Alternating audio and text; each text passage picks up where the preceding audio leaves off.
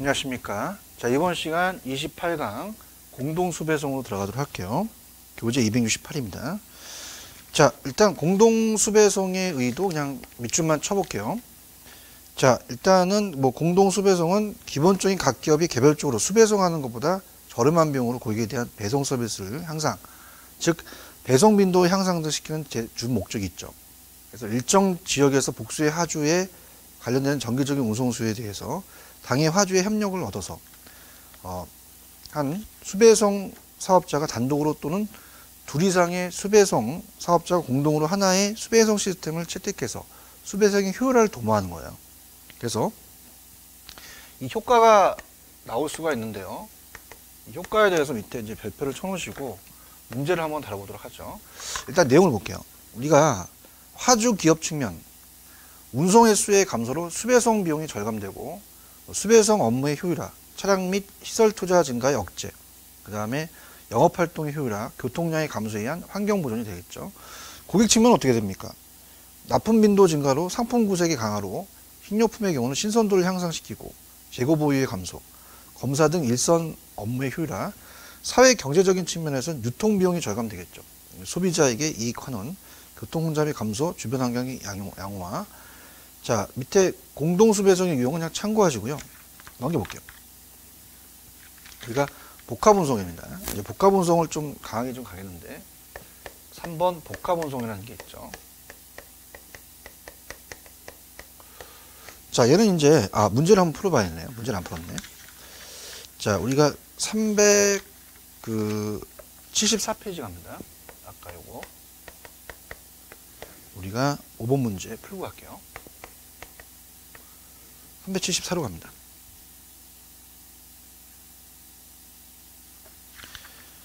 자, 5번 문제로 가시면 다음 공동수배송의 효과 중 그 의미가 다른 하나는, 자, 1번서부터 3번까지는 화주 측면이에요. 근데 5번은 검사 등 일선 업무의 효율화는 고객 측면이죠. 그래서 검사 등 일선 업무의 효율화는 고객이다. 그래서 화주와 고객 요 두 가지가 나올 가능성이 커요. 꼭 체크를 하시고요. 됐습니다. 그 다음에 이제 교재 우리가 270페이지로 가시면 복합운송으로 갈게요. 자, 복합운송의 의 들어갑니다. 얘는 두 가지 이상의 다른 운송선에 의한 운송 형태를 말하는 겁니다. 통운송이라고 또 협동 일관운송이라고 하는데요.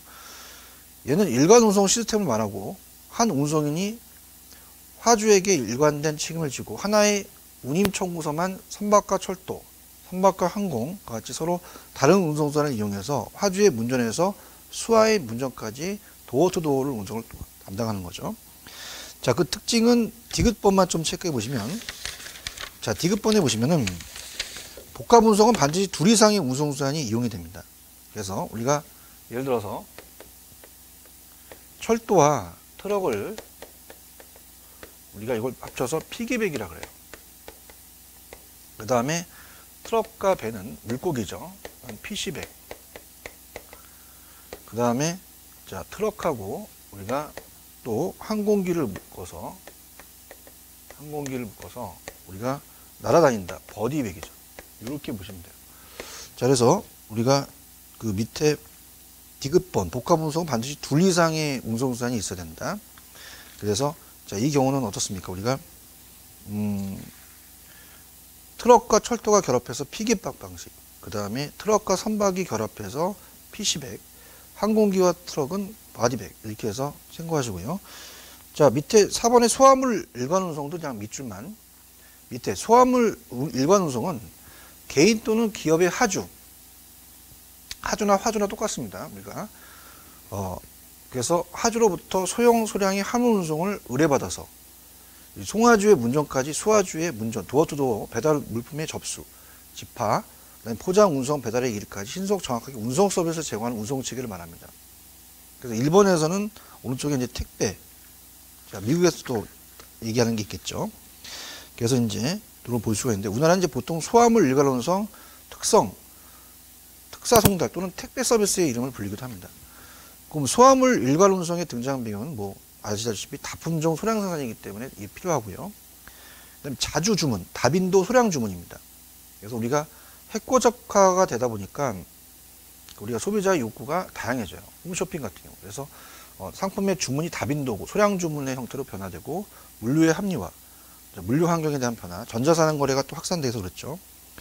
그다음 얘의 또 장점은 뭐 경제성 넘기시면 안정성, 편리성, 신속성, 확실성이라는 건 그냥 참고만 하시고 하역의 의의가 좀 중요하죠. 유닛 노드 시스템입니다. 하역이라는 거. 그래서 우리가 단위 적재 시스템이죠. 운송이 합리화해서 가장 기본이 되는 시스템이다. 그래서 유닛 노드는 제품 화물을 한 개의 유닛 단위로 모아서 하역과 운송을 하는 것을 말해요. 하역이 효율적으로 이루어지기 위해서는 제품이 가능한 큰 모듈 단위로 처리돼야 되죠. 그다음 유닛 노드 시스템의 효율적인 활용은 이 최대로 활용하기 위해서는 팔레트나 컨테이너 지게차 사용이 필수적이죠.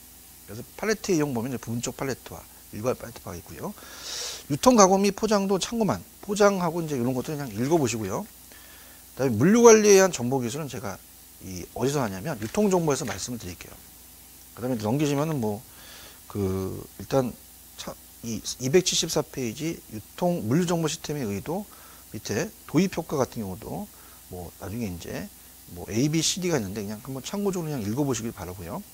오쪽 구성도 마찬가지입니다. 참고적으로 보시고 그냥 요거는 참고적으로 다 보세요.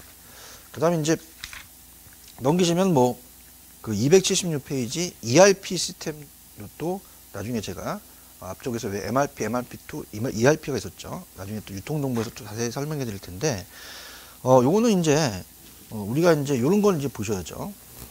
우리가 앞쪽에서 이제 얘기했잖아요. MRP, MRP2, ERP 시스템이 있다. 그래서 우리가 예전에 또 얘기한 내용이 있는데 순서예요. MRP가 먼저 나왔고 그 다음에 MRP2, 그 다음에 ERP죠. 이런 순서들만 알아두세요. 그래서 우리가 첫 번째는 이제 밑에 니은에 보시면 MRP, 즉 자재 소요 계획이 생산 일정 계획 그리고 재고 정보를 근거로 한 자재의 생산과 조달 계획을 산출해내는 시스템이죠. 근데 2가 만들어집니다. 제조 자원 계획이죠. 자재 소요 계획 다음에. 그래서 기본적으로 MRP에서 얻은 생산과 조달 계획이 자사 또는 외주처의 생산 능력에 비춰 합당한 것인지를 체크합니다. 더 나아가서 생산 기능과 회계, 구매 등 생산과 관련된 다른 업무를 또 지원할 수 있도록 확장된 정보 시스템, ERP 시스템으로 넘어갑니다. 전사적 자원 계획. 그래서 기업 내의 제조, 물류, 회계, 인사, 그 다음에 재무 판매 등 모든 업무 프로세스를 실시간 정보 공유를 바탕으로 통합적으로 지원합니다. 그래서 효율화와 의사결정의 신속화를 도모하면서 이러한 정보 시스템 혁신은 이제 업무 프로세스 혁신과 동반해서 이루어지는 거죠. 그래서 오른쪽에 이제 업종 간의 물류 정보 네트워크 형태는 벤이 이용됩니다. 밑에 벤 세 번째 줄에. 그래서 비에 전자상거래, 이비즈니스 등이 급속히 확산되면서 기업 간 정보 교류 시스템의 구축에 대한 필요성이 또 증대되고 있죠. 자, 공급사에서 관련 SCM은 앞쪽에서 얘기했잖아요. 그래서 그냥 넘어가겠습니다. 넘어가고 그다음 넘어가셔서 좀 읽어보시고요. 넘기시면은 278페이지 가시면은 니은의 SRM 요거 정도 한번 보세요. 그래서 이 프로큐먼트라고 하는데 인터넷 조달 구매 시스템이라고 합니다. 전자 조달이죠. 그래서 시범만 이 SRM과는 별개의 개념이지만 부분적인 연관성을 지니고 있는데요. 자, 이 프로큐먼트를 줄 수 있습니다. 이 프로큐먼트는 전자조달이라고 그러겠어요. 밑줄만. 웹상에서 효율적으로 물품을 구매함으로써 기업 경쟁력을 높이는 것입니다. 이를 실현하는 수단으로 다양한 형태의 마켓플레이스가 또 구축되게 된다는, 이렇게 보시면 되고요. 그 다음에 이제 278에 가시면 이제 물류비입니다. 자, 우리가 이제 패턴을 또 바꿔서 물류비를 한번 볼게요. 그래서 278 물류비에 대해서 이제 공부를 할 텐데요. 자, 정의. 얘는 원재료의 조달에서 생산 과정을 거쳐서 완성된 제품이 거래처에 납품되고 소비자로부터 반품, 회수, 폐기 등에 이르기까지 어떻습니까? 우리가 이 포장, 운송, 보관, 하역, 정보 및 관리 등의 물류 활동에 소요되는 모든 비용을 의미합니다. 자, 그래서 우리가 물류 활동을 수행하기 위해서 발생하거나 그 다음에 직간접적으로 소비된 경제 가치를 말한다. 기업의 연구개발 비용은 물류 비용이라고 할 수 없다는 거죠. 뭐 계산 목적하고 국내 물류의 실태화 개선 방안도 참고하시고요. 자, 4번에 물류비의 정확한 계산이 필요한 이유는 물류 빙산이라고 하는데 아이스버그라고 하죠. 그래서 우리가 빙산이라는 자체는 이렇게 있고요. 겉으로 드러나는 것, 서로 드러나지 않는 것도 있죠. 물류비가 더 많이 있단 말이에요. 안 드러나는 게. 그래서 외부로 공표된 회계자료에 의해 산출되는 물류비는 뭐 겉으로 드러나는 게 뭐 손익계산서상의 판매비와 일반환비 항목에 상당한 정도의 물류비가 혼입되어 있고, 즉 포장비는 제조원가에, 운송비는 판매비에, 물류정보비는 일반관리비에 포함되어 있습니다. 그래서 계산상의 물류비는 전체 물류비 중에서 빙산의 일간에 불과하다는 거죠. 물류비의 정확한 파악을 통해서 이를 줄이는 것이 물류관리의 중요한 과제다. 그래서 드러나지 않는 것들을 많이 이제 줄여야 된다. 뭐 이런 것들이죠. 그 다음에 이제 물류비 계산에 관한 지침도 참고하시고요. 그럼 이제 어디가 중요하냐면 272페이지입니다. 우리가 280페이지죠. 여기 이제 강하게 할게요. 280페이지입니다. 자, 그래서 여기는 이제 조금 여러분들이 보셔야 되는 내용인데요. 물류, 우리가 그러니까 이 물류비라는 것은, 자, 이렇게 한번 볼게요. 물류비라는 자체를 여러분이 앞쪽에서 왜 우리가 그 전체적인 뭐 물류를 봤잖아요. 그래서 원재료가 있으면 우리가 생산자, 도매, 소매, 소비자가 있었잖아요. 최종 소비자. 그러면은 이제 여기까지 생산자까지에 대한 물류를 조달이라고 합니다. 조달. 그럼 비만 붙이면 이제 조달 물류비가 되겠죠. 그 다음 이제 회수하는 리콜이 회수 물류비. 그 다음에 여기까지가 이제 우리가 어떻습니까? 이 자체 여기에 또 이제 판매 물류비가 있죠. 생산 물류비가 있고 물류비만 붙이면 돼요. 그다음에 판매 물류. 그 다음에 이제 반품하는 반품 물류. 반품 물류비.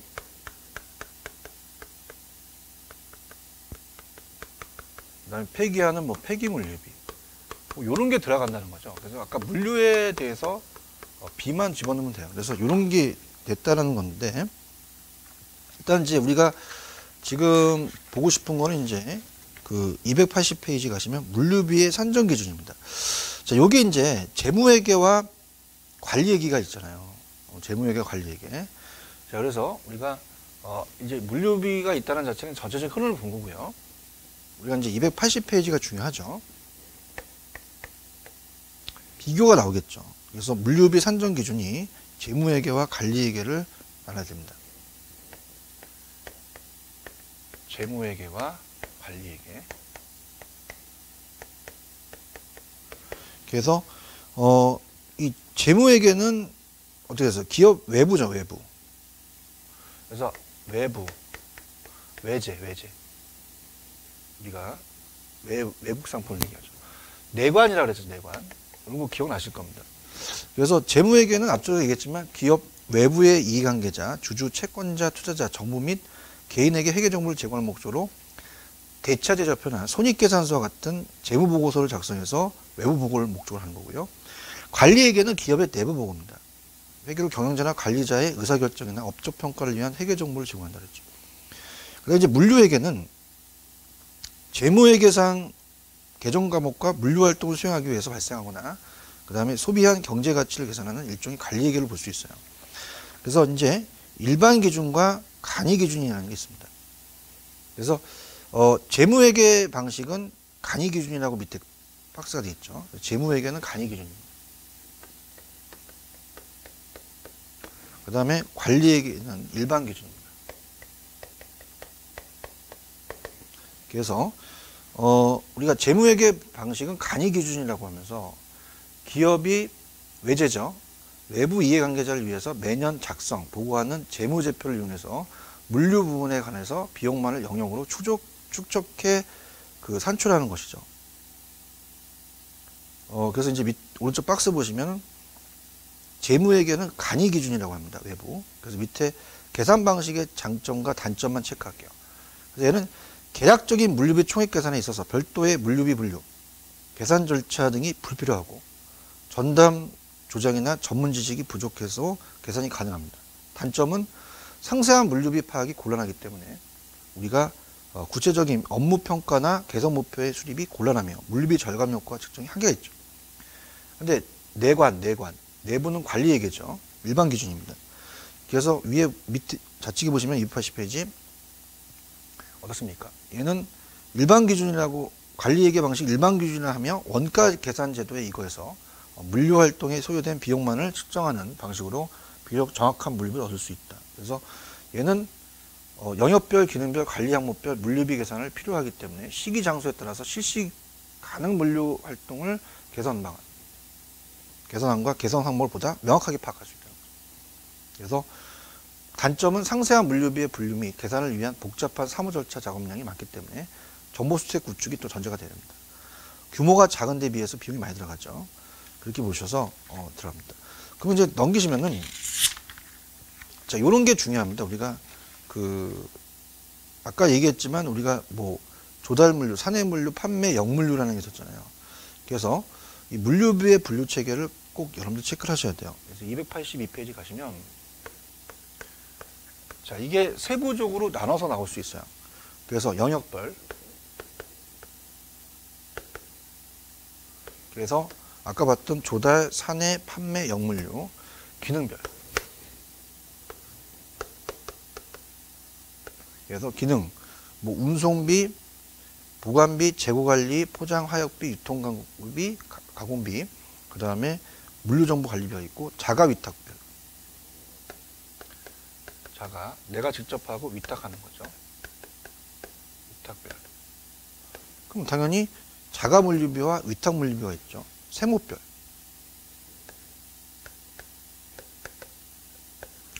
그래서 얘는 뭐 재료비, 노무비, 경비이자, 시설부담이자, 재고부담이자, 관리 항목.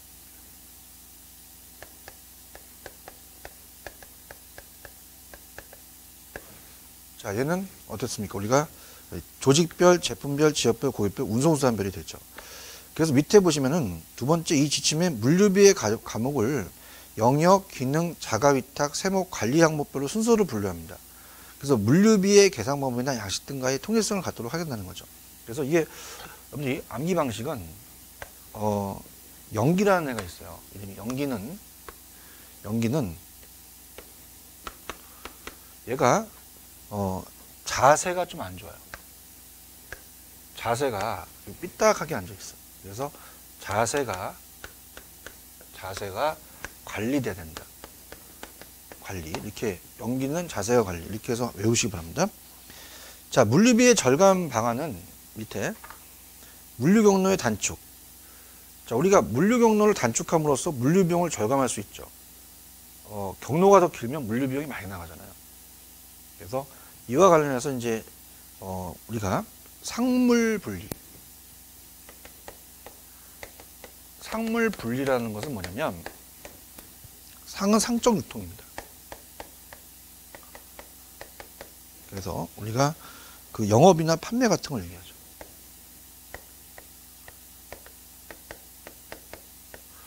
근데 이 물이라는 건 물적 유통이에요.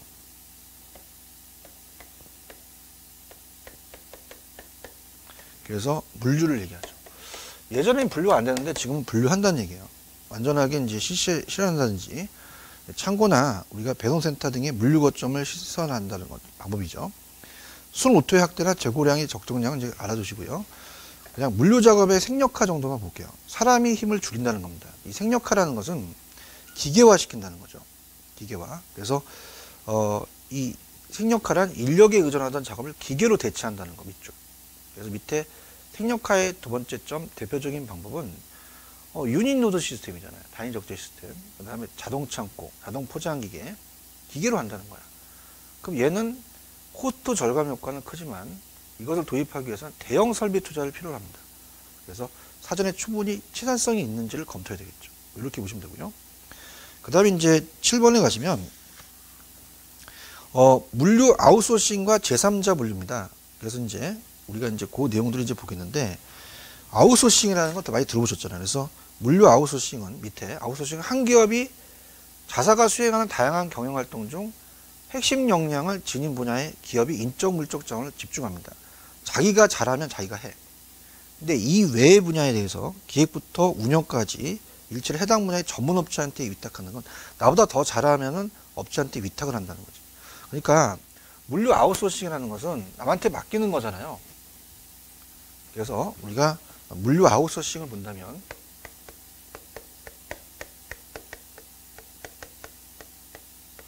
자, 우리가 생산자에서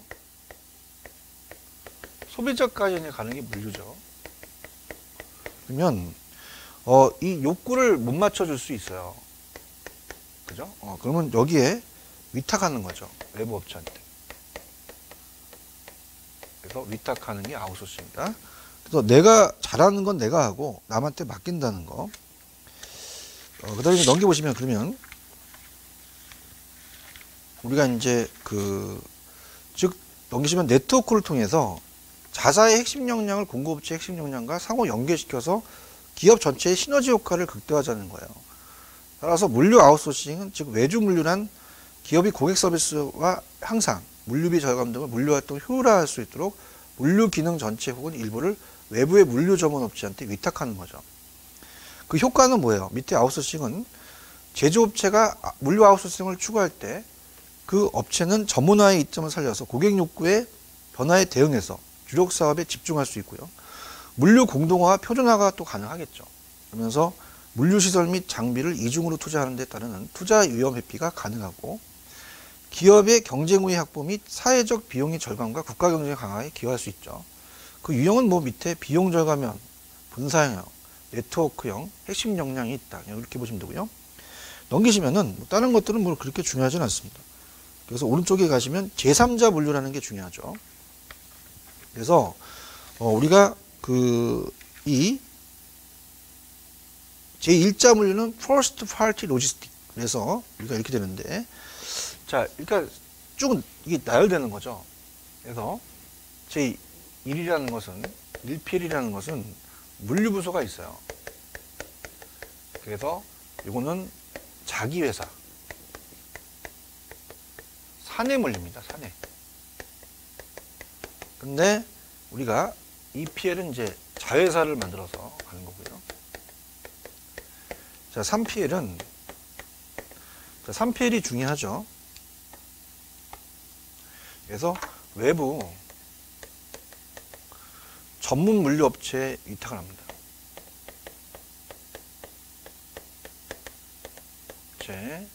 우리가 위탁한다. 자, 4PL이라는 것은 3PL에 컨설팅을 플러스 한다는 거. 전체적인 걸 틀을 보시는 게 좋아요. 4PL도 중요하죠. 그래서 들어가 보도록 할게요. 자, 우리가 제3자 물류는 3PL은 뭐예요? 외부 전문 물류업체에 위탁하는 거죠. 그래서 밑에 제조업체와 소매업체 그리고 물류 서비스 제공자가 완벽한 협력 체계를 갖추는 경우 기업은 물류와 재고 비용의 절감, 고객 서비스 수준 향상이 가능해짐으로써 경쟁 우위를 확보할 수 있습니다. 이러한 사고방식에 등장하는 게 제3자 물류예요. 그럼 제1자와 제2자가 있는데 제3자 물류 용어는 기업의 물류 활동에 수행하는 주체가 누구인가 따라서 분류되는데 제1, 제2 물류의 이은 개념입니다. 그래서 제1자는 제가 좀 전에 얘기해서 어떻습니까? 기업이 물류 업무를 사내의 물류 부서를 통해서 자체적으로 하는 우리가 자사 물류고요. 제2자 물류는 어떻게 돼요? 우리가 기업이 사내의 물류 부서를 별도와 자회사를 독립적으로 시켜서 물류 활동을 수행하는 자회사 물류고, 제3자 물류라는 건 어떻게 돼요? 우리가 물류 전문 업체한테 위탁하는 거죠. 그래서 제3자 물류는 밑에 제3자 물류는 이 제3자는 물류 경로 내의 다른 주체와 일시적이거나 장기적인 관계를 우리가 가지고 있는 물류 경로 내의 대행자 또는 매개자를 의미합니다. 물류 전문 업체에다 위탁을 하는 거죠. 그럼 제3자 물류는 화주와 단일 혹은 복수의 제3자가 일정 기간 동안에 일정한 비용으로 일정한 서비스를 상호 합의하에서 수행하는 것을 의미합니다. 그럼 제3자 물류를 협약 물류라고 하는데요. 그 박스가 중요해요. 제3자 물류하고 그 다음에 우리가 물류 아웃소싱 요 비교하는 게 중요합니다. 그래서 제3자 물류가 전략적 제휴 계약 기반이면 우리가 또 협력적 관계, 근데 이 물류와 아웃소싱 일시적 관계고, 제3자 물류가 정보 공유가 필수적이면 물류 아웃소싱은 불필요하고, 제3자 물류가 운영기간이 중장기면 물류 아웃소싱은 단기 일시적이다. 이렇게 가는 거죠. 자, 그래서 이게 이제 조금 중장기라는 자체가 제3자 물류에서 굉장히 큰 것을 좌우하죠. 그래서 이제 요거는 문제를 한번 풀어봐야 돼요. 직접적으로 문제를 풀지 않으면 이해하실 수가 없습니다. 그래서 374 가시면 7번 가볼게요.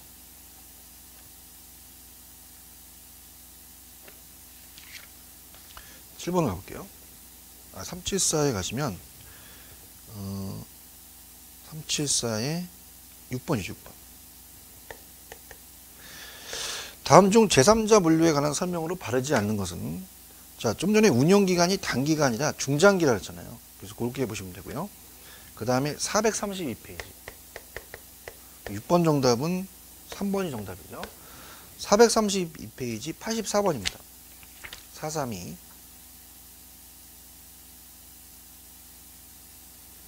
자, 좀 길어요. 자, 다음 제3자 물류에 관한 설명 중 바르지 않는 건 정답 뭡니다. 3번인데, 제3자 물류는 기업이 사내에서 수행하던 물류 기능을 전문업체에 위탁해서 아웃소싱한다는 의미로 사용되기 시작했으며, 이러한 물류 아웃소싱을 위한 업체 선정에 있어서 화주기업과 특수관계가 있는 물류기업에 위탁하는 물류 형태의 제3자 물류를 부른다. 그래서 제3자라는 건 물류정책기본법에 의해서 이 화주가 그와 대통령이 정하는 특수관계에 있지 아니한 물류기업 물류활동의 일부 또는 전부를 위탁하는 것을 말합니다. 그래서 그 내용이 틀려버렸죠. 그죠? 그래서 그렇게 엄밀히 또 세부적으로 한번 가봤으면 좋겠고요. 그 다음 다시 이제 우리가 287페이지로 가시면 제3자 물류의 유형, 형태적 구분은 뭐 자산 기반 물류업체, 그래서 트럭, 선박, 창고 또는 이들의 혼합된 형태로 자산을 보유하고 있는 이를 기반으로 물류 서비스를 제공하는 형태고요. 그 다음에 뭐 관리 기반 물류업체, 운송수단이나 창고시설을 보유하지 않고 시스템 데이터베이스를 통해서 물류 서비스를 제공하거나 컨설팅 서비스를 제공하는 사피엘과 관련이 되는 거죠. 통합 물류업체와 이제 경영관리 기반 물류업체는 보시고요. 제3자 물류 확대 의문도 그냥 참고하시기 바랍니다. 그 다음에 이제 자, 내용을 보신다면은 그 제3자 물류 확대 요인은, 자, 이거는 이제 뭐 그냥 밑줄만, 그래서 이거는 뭐 밑줄만 치시고, 그 다음에 중요한 거는 이제 넘겨보세요. 이렇게 여기서는 이게 중요한 게 없기 때문에 넘겨보셔서 우리가 그 동그라미 5번에 가시면 288에 가시면 제3자 물류 도입에 기대 효과가 있습니다.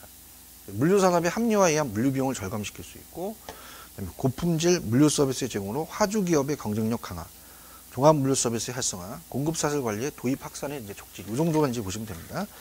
자, 그래서 우리가 이제 제4자 물류라는 게 중요하죠. 컨설팅 업무까지 하는 게. 그래서 요거는 시간이 좀 걸릴 것 같아요. 그래서 여기는 다음 29강에서 하도록 하죠. 29강에서 하도록 하고요. 지금 했던 건 문제 위주로 가세요. 그래서 지금 우리가 28강에서는 이제 밑에 공동수배성의 효과가 화주와 고객 반대에서 나올 수 있고요. 280, 268. 그 다음에 쭉 가시면 어디가 이제 중요했어요. 문제를 풀었던 게 있었죠. 그래서 이제 특히 282에 가시면은 연기는 자세가 관리가 돼야 된다. 이런 순서, 물류비에. 이 정도 보시면 되고, 그 다음에 이제 좀 전에 풀었던 그 286페이지 가시면 제3자 물류와 물류 아웃소싱의 비교 있죠.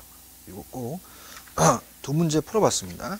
그렇게 하시고, 그 다음에 289페이지 가시면 이제 제4자 물류라는 게 컨설팅 업무까지 플러스를 합니다. 그래서 여기는 이제 제가 다음 시간에 정리를 더 자세히 더 해드리도록 할게요. 그래서 이제 다음 시간에는 제3자 물류가 3PL과 컨설팅 업무를 같이 합니다. 그래서 이제 제4자 물류를 볼 거고, 공급사슬 관리, 그렇게 하면 이제 끝나고, 유통기업의 윤리화 법규. 자, 이건 이제 법에 가는 거니까, 다음에 이제 끝내서 우리가 유통물류 일반 관리를 빨리빨리 이제 정리를 좀 하고, 상권문서로 넘어가는 걸로 가도록 하겠습니다. 그래서, 오늘 이번 시간까지는 물류부서 1피해, 자기회사 사내분류, 자회사 입이, 그 다음에 산물류가 외부 전문 물류업체 이타까지 봤죠. 그래서 사자물류라는 이 어떻습니까? 그 4PL은 다음에 3PL과 컨설팅 업무를 한다는 것은 다음 시간에 가져가겠습니다. 자, 수고하셨습니다. 감사합니다.